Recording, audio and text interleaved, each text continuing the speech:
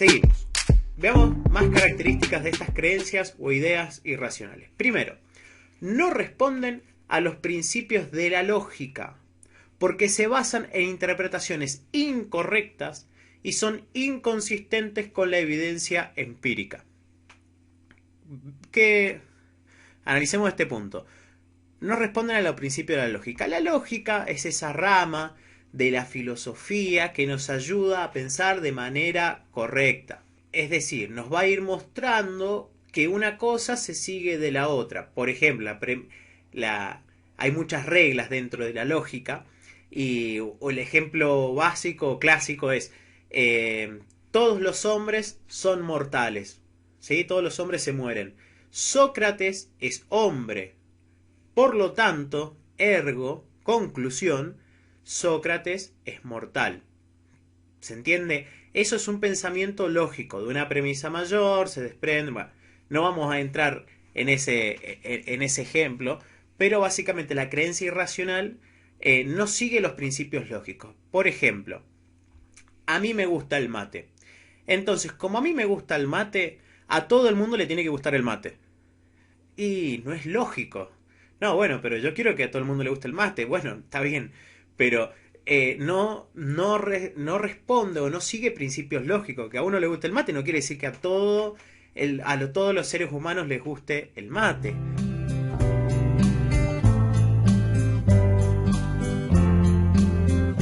Estoy poniendo ejemplos medios bobos, medios tontos, pero vamos a ir viendo que esto se va complejizando y hay veces que las personas, me incluyo, muchas veces no vemos lo ilógico de un pensamiento y nos perturbamos innecesariamente y sufrimos innecesariamente por un pensamiento que sostenemos de manera ilógica. Bien, se basan en interpretaciones incorrectas.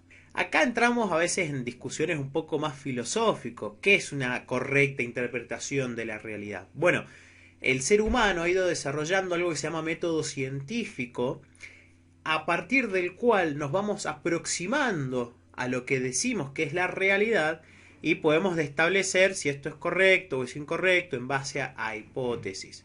Pero bueno, eso es un poquito más filosófico, más epistemológico. Y después dice, son inconsistentes con la evidencia empírica. A ver, si yo digo, este termo es amarillo, bueno, la evidencia empírica, empírico quiere decir los hechos, la realidad, ¿sí? Entonces, la evidencia que estoy viendo, y esto no es, no sé, dije verde, esto es marrón, sí, marrón. Bueno, medio rosado también. Un marrón clarito. Entonces, la evidencia empírica, los hechos, lo que se me presenta, me muestra una determinada cuestión. Como por ejemplo, el termo ese era marrón clarito. Y si yo digo, mi creencia es, ese termo es verde, bueno, es inconsistente, no corresponde con la evidencia empírica. Las creencias irracionales entonces son ilógicas y no corresponden con la evidencia empírica. Son automáticos. Y el individuo no es consciente del papel mediador que ejercen sobre sus pensamientos, sentimientos y conductas. Lo popular, por lo menos acá en Argentina, es hablar de lo inconsciente, del inconsciente. Término que proviene del psicoanálisis. Y también en PNL y en muchísimas otras filosofías más de autoayuda se habla muchísimo de lo inconsciente, que el inconsciente es todopoderoso, que uno reprogramando la mente inconsciente, no sé, puede hacer que le salgan alas y salir volando, porque si lo crees, lo creas, qué sé yo, un montón de cosas. Acá tomamos lo inconsciente, si se quiere, como lo automático, es decir, lo que sucede sin un control consciente o sin una atención consciente de la persona. Entonces, si la persona no es consciente del papel mediador, por ejemplo, si yo creo que tengo que hacer todo bien, miren eso, tengo que. Ya cuando empecé a escuchar la palabra tengo que, necesito, debería, te tiene que sonar la alerta. Hay algo ahí, hay algo raro, hay algo complicado. Empezás a entrenar ese oído. Entonces, si yo digo tengo que hacerlo todo bien, si no lo hago bien, ahí consecuencia lógica, soy un desastre y no sirvo para nada, por ejemplo. Entonces, la persona que tiene esa creencia automática no es consciente de que tiene esa creencia.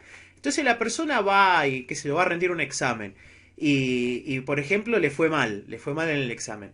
Entonces la persona tiene pensamientos del tipo no sirvo para nada, soy un desastre, jamás voy a aprobar un examen. Tiene sentimientos de angustia, de rabia, tiene conductas de tipo evitativas, es decir, no quiere volver a rendir, se tira a su cama a llorar, etcétera. Tiene un montón de pensamientos, de conductas y de sentimientos que siempre van unidos, nunca hay uno sin el otro, de los cuales la persona no sabe por qué los tiene. No, no sé por qué, me siento re mal, no sé qué me pasa, no sé por qué, no me quiero levantar de la cama, no quiero rendir, o no estudio, o estoy estudiando y miro para otro lado y me distraigo y no sigo estudiando. ¿Por qué? Porque en el fondo, ¿sí? Para poner una cuestión más gráfica, en el fondo, porque automáticamente, porque inconscientemente, si queremos usar el término, hay esa creencia de tengo que hacerlo todo bien, si no lo hago bien, soy un inútil, no sirvo para nada. Esa creencia, esa verbalización que estoy diciendo ahora, la persona no la está verbalizando, no es consciente que la tiene. Al no ser consciente de que tiene esa creencia, se le ejecutan determinados pensamientos, sentimientos y conductas de los cuales no tiene idea de por qué pasa. Entonces, bueno, el psicoanálisis en su origen se encargaba un poco de esto, de hacer consciente lo inconsciente. Pero bueno, después fueron por otros caminos, aunque podemos tomar. Eso es interesante del psicoanálisis. Y bueno, mira, hay ciertas cosas que escapan a tu control consciente o que vos crees que pasan por algo, pero en realidad, en el fondo, hay otra cosa dando vuelta que te hace actuar como actuás y por eso no entendés por qué haces lo que haces muchas veces. Bien, tercer punto. Obstaculizan la consecución de las metas y propósitos básicos. De nuevo, las metas y propósitos básicos es mantenerse con vida, obtener el mayor bienestar posible y evitar el malestar innecesario. Entonces, si cuando la persona ya igual después hay mucha gente que ni siquiera ya esos objetivos están tan alejados, tan enredadas en su cabeza, que vos le preguntabas, ¿querés ser feliz? No, yo estoy bien así, ya no saben ni qué quieren. Pero bueno, generalmente, automáticamente, lo que nosotros hacemos, lo hacemos porque en el fondo estamos buscando obtener un placer de eso. Entonces, una persona que, por ejemplo, vuelve con su ex tóxico, con su ex que se la denigra, que es un salame. ¿Por qué vuelve con esa persona? Sí, pero ¿por qué? O sea, sos tonta, si no ves que te estaba pasando, que el tipo es un desastre, que te trata mal.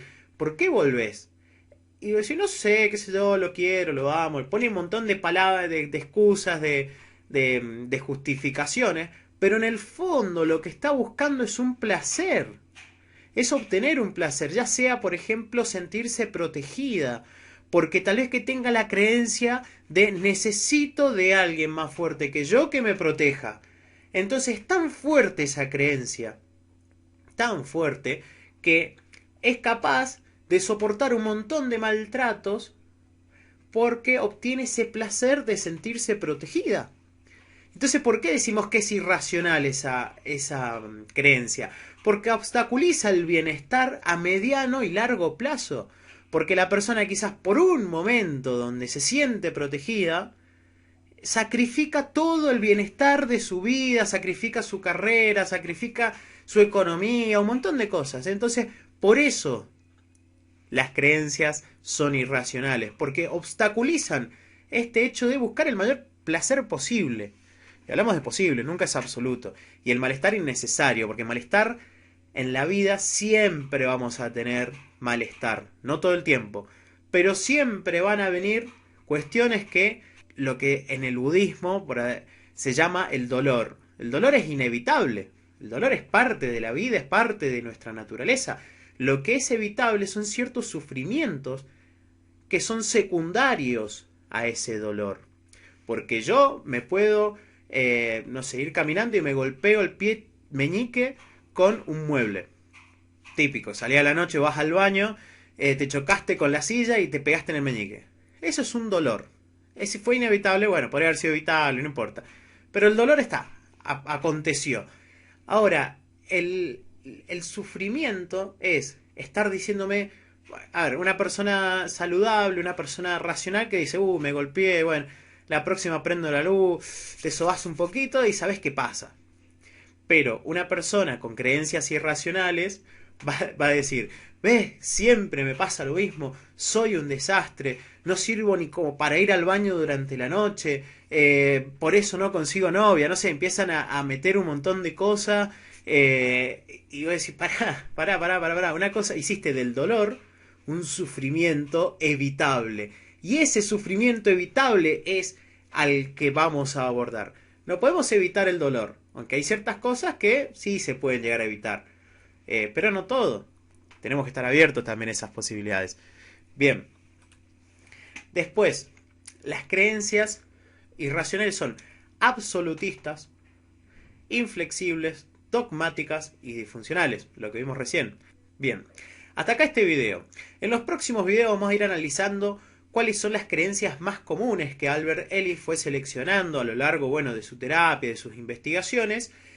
Cuáles son esas comunes, esos patrones comunes de creencias irracionales, y vamos a seguir viendo esto de absolutistas, inflexibles, dogmáticas y disfuncionales. Recordá que esto es una introducción a la terapia racional emotiva conductual. Vamos a volver sobre estos temas una y otra vez, vamos a ir viendo cada vez más matices, con mayor profundización y mayor lenguaje técnico, si se quiere. Así que bueno, espero que te guste y te espero en el próximo video.